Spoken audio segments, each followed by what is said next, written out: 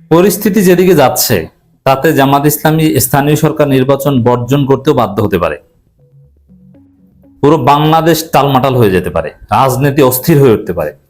সে আওয়ামী লীগের আমলের মতো নির্বাচনের বিরুদ্ধে যেরকম জনগণের আন্দোলন, বিরোধী দলের বর্জন, একপাক্ষিক নির্বাচন এবং একপাক্ষিক নির্বাচন করতে বিরোধী দলকে নির্বাচন থেকে দূরে রাখতে যে দমন পীড়ন, গ্রেপ্তার, মারামারি, কাটাকাটি গ্রামগঞ্জে ছড়িয়ে পড়েছিল, সেরকম ঘটনা ঘটতে পারে। অবস্থা ভালো দেখছি না দর্শক। অঘটন ঘটাচ্ছে বিএনপি সরকার, অঘটন ঘটাচ্ছে। জামাত ইসলামীকে পরিকল্পিতভাবে নির্বাচনে পরাজিত করতে, স্থানীয় সরকার নির্বাচনে পরাজিত করতে মহা খেলা অলরেডি খেলেছে। পরিকল্পিতভাবে আপনি প্রধান বিরোধী দলকে হারিয়ে দিবেন ষড়যন্ত্র করে, তাতে কি রাজনীতি স্বাভাবিক থাকবে, স্টেবল থাকবে? কখনোই না। এই পরিকল্পিত ষড়যন্ত্র চলছে। জামাতকে হারানোর জন্য পরিকল্পিত ষড়যন্ত্র করা, এটা সম্পূর্ণ অপরাজনীতি। স্বাভাবিক ফেয়ার কম্পিটিশনের মাধ্যমে, ফেয়ার প্লের মাধ্যমে যদি জামাতকে ধরাশয়ী করা যায়, ইটস ভেরি গুড। কিন্তু আপনি আনফেয়ার খেলা খেলছেন। স্থানীয় সরকার নির্বাচনকে ঘিরে সবচেয়ে বড় খেলাটা আমি যে কারণে আজকে আলোচনা করছি, এটা দেখাবো এবং বাকিগুলোও দেখাবো। এবং এই সব খেলার বিপরীতে জামাতের পক্ষে নির্বাচন করা সম্ভব হবে না। নির্বাচন বর্জন করে এই নির্বাচন কমিশনারের, পুরো নির্বাচন কমিশনের পদত্যাগের দাবিতে আন্দোলন করবে। পুরো নির্বাচন কমিশনের, এই কথাটা লিখে রাখেন। আমি বললাম যে নির্বাচন কমিশনের পদত্যাগের দাবিতে জামাতকে আন্দোলন করতে হবে, এবং সেটা অচিরেই। তালবাহানা কয়েক স্টেজে চলছে। বিএনপি এত ভালো দল নয় যে নির্বাচন দিবে, ঠিক আছে জামাত জিতলে জিতুক। বিএনপির জনপ্রিয়তার অবস্থা যে এখন খারাপ, জুলাই সনদ বাস্তবায়ন করছে না, গণভোটের রায় বাস্তবায়ন করছে না, তাদের লোকজন চাঁদাবাজি, ধর্ষণ এবং এই যে জ্বালানির মূল্য বৃদ্ধি নিয়ে যে ঘটনা, আবার সমস্যা শুরু হয়েছে, এবং ইনফ্লেশনের যে অবস্থা এবং বাজেটের যে অবস্থা, টাকা পয়সা নাই, এতে সামনে অবস্থা খারাপ হবে। তাতে জনগণ বিএনপিকে ভোট দিবে না। এই দলের লোকজনকে স্থানীয় সরকার নির্বাচনে ভোট দিবি না, বরং ও তো বিএনপির লোক। এই কারণে 2013 সালের যে সিটি কর্পোরেশন নির্বাচনে যেটা হয়েছিল, শুধুমাত্র আওয়ামী লীগের লোক হওয়ার কারণে হেরে গিয়েছিল। ভালো ভালো আওয়ামী লীগের লোক, বরিশালের মেয়র হিরণ হেরে গিয়েছিল শুধু আওয়ামী লীগ হওয়ার কারণে। জিতেছে কে? অযোগ্য একজন বিএনপি নেতা, যার কোনো জনপ্রিয়তা ছিল না, কামাল। বিএনপির লোকজনই যাকে ভোট দেয়নি। শুধুমাত্র হিরণ আওয়ামী লীগ, তাকে ভোট দেওয়া যাবে না। সিলেটের কামরানের চাইতে জনপ্রিয় নেতা সিলেটে ওই সময় কেউ ছিল না, যাই বলেন না কেন। সে বদরুদ্দিন কামরান হতে পারেনি। কেন হতে পারেনি? শুধুমাত্র আওয়ামী লীগ করতেন এই জন্য। তো এখন এই পরিস্থিতি হচ্ছে যে শুধু বিএনপি করে, এই কারণেই তার স্থানীয় সরকার নির্বাচনে পরাজিত হবে। তো বিএনপি তো এমন দল, পরাজিত হবে এটা জেনে তারা নির্বাচন দেবে না। এই জন্য কৃত্রিম ভাবে, পরিকল্পিত ভাবে ষড়যন্ত্র করে কিভাবে তারা জিততে পারে আর কিভাবে যারা জেতার সম্ভাবনা তাদেরকে হারিয়ে দেওয়া যায়, এগুলো সব আয়োজন করবে, নিশ্চিত করবে, তারপরে নির্বাচন দেবে। এই জন্য এই অক্টোবর থেকে নির্বাচন শুরু হওয়ার কথা, এটা স্থানীয় সরকার মন্ত্রী বলছেন, ডাক্তার জাহেদ বলছেন প্রধানমন্ত্রীর পক্ষ থেকে, ইসিও বলেছে। এখন বলছে না, সেটা সম্ভব না হলে সামনের বছর শুরু থেকে। এর মানে ষড়যন্ত্রটা সম্পন্ন করতে একটু সময় লাগতে পারে। তো দর্শক, কিভাবে এগোচ্ছে আপনি দেখলে একদম ক্লিয়ার পিকচার বুঝতে পারবেন।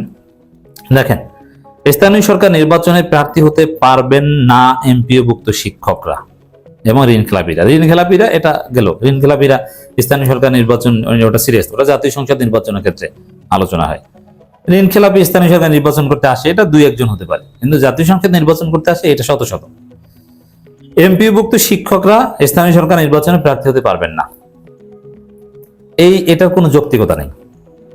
এমপিওভুক্ত শিক্ষকরাই সমাজে রাজনীতি করেন বা এরা ভালো লোক, এরা নির্বাচন করতে পারবে না, তাহলে পারবে কি মাদক ব্যবসায়ীরা, বেকারেরা? তো বাংলাদেশের একটা রাজনীতিতে যারা করে তাদের একটা বিরাট অংশকে সংকুচিত করে দেওয়া, এটার মূল উদ্দেশ্য জামাত ঠেকানো। এটার অন্য কোনো যৌক্তিকতা নেই। কেন জামাত ঠেকানো? জামাতের 90% যোগ্য প্রার্থী যারা স্থানীয় সরকার নির্বাচনে জিতবে, এরা হচ্ছে সরাসরি এমপিওভুক্ত শিক্ষক।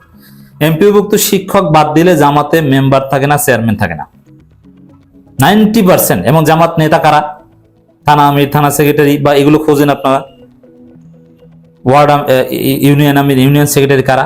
95% এমপিওভুক্ত শিক্ষক, মাদ্রাসা শিক্ষক, স্কুল শিক্ষক, কলেজ শিক্ষক। এর বাইরে জামাত নেতা খুব কম। তো দর্শক, এবং জামাত নেতা এর বাইরে থাকলেও জনপ্রিয় যারা জিতে আসতে পারবে, এদের ম্যাক্সিমাম অলমোস্ট 90% হচ্ছে এমপিওভুক্ত শিক্ষক। তো তাদেরকে নির্বাচনে প্রার্থী হতে দিবে না, সিদ্ধান্ত ফাইনাল। ইসি সচিব এটা বলেছেন। তাহলে এদের কি বোঝায়? হিসাব ক্লিয়ার যে জামাতকে নির্বাচনের আগেই ধরা একটা দিয়ে দিলাম, জামাত তো যোগ্য প্রার্থী পাবে না। এতদিন যারা মাঠ চষে বেরিয়েছে, দলের ঊর্ধ্বে জামাতের যারা গ্রহণযোগ্য, তারা তো শিক্ষক হিসেবে তুমুল জনপ্রিয়, সে নির্বাচনে অংশগ্রহণ করতে পারবে না। অতএব জামাত এখানে আগে একটা ধরা। এখন জামাত কি করতে হবে? এই সিদ্ধান্ত পাল্টানোর জন্য আন্দোলন করতে হবে, প্রয়োজনে নির্বাচন কমিশনের পদত্যাগের দাবিতে, প্রয়োজনে এই সিদ্ধান্ত না পাল্টালে নির্বাচন বর্জন করতে হবে। ক্লিয়ার? শুধু এটা না, সুষ্ঠু নির্বাচন করতে হলে তো সেনাবাহিনী মোতায়েন করতে হবে। সেনাবাহিনী মোতায়েন যদি ইসি করতে না চায়, ইসি তো আসলে কিছুই না, পাপেট। সরকার যদি ইসিকে নির্দেশ না দেয়, তাহলে ঘটনা অন্যদিকে মোড় নেবে।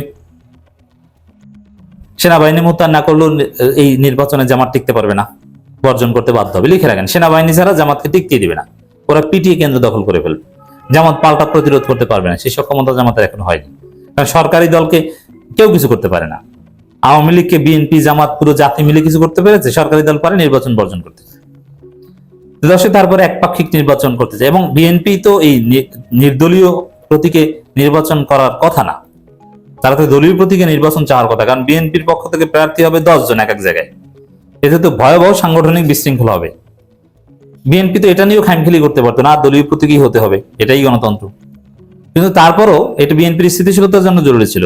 তারপরে বিএনপি কেন নির্দলীয় প্রতীকে নির্দলীয় ভাবে স্থানীয় সরকার নির্বাচন আয়োজন করতে রাজি হয়েছে? কারণ জামাতকে তারা মাঠেই রাখবে না, যারা জিতবে তারা সব নিজেরা। তাদের চিন্তা হচ্ছে এটা, জামাতকে একদম জাতীয় পার্টি টাইপের ক্ষুদ্র দল করে রাখার ষড়যন্ত্র করছে বিএনপি সরকার। আমরা এটা জানতে পেরেছি, পুরো গোয়েন্দা সংস্থার ডিপিএসটি সবাই মাঠে নেমেছে যে জামাত শক্তিশালী কোনো বিরোধী দল হিসেবেই থাকতে পারবে না, বিরোধী দল হিসেবে থাকবে ওই 50-60টি সিট নিয়ে থাকবে, স্থানীয় সরকার নির্বাচনে 2-4টা চেয়ারম্যান পদে জিতবে, গুরুত্বপূর্ণ কোথাও জিততে দিবে না।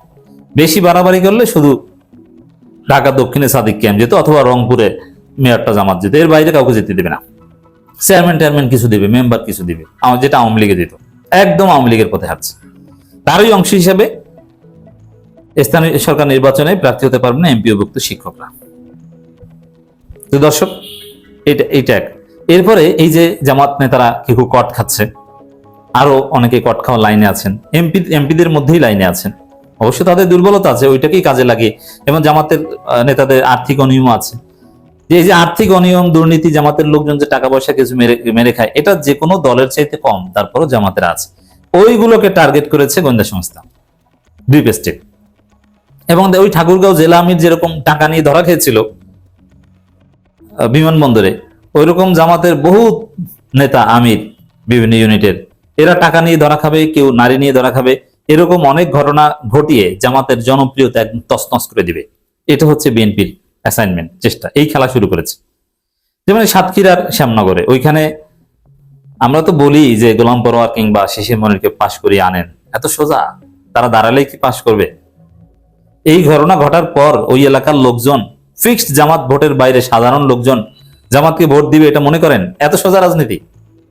জামাতের লোকজন এত বড় কাণ্ড ঘটিয়েছে, তারপরে ভোট দিবে? It would be very tough. Jamaat পরাজিত হওয়ার সম্ভাবনা রয়েছে, জামাতের ঘাঁটি হওয়া সত্ত্বেও। তো দর্শক, এজন্য জামাতকে পরাজিত করতে এই ধরনের ঘটনাগুলো বিএনপি ঘটাবে, জোর করে ঘটাবে, ষড়যন্ত্র করে ঘটাবে। এই নোংরা খেলা চলছে, সেই পরিস্থিতিতে তো জামাত কি করবে?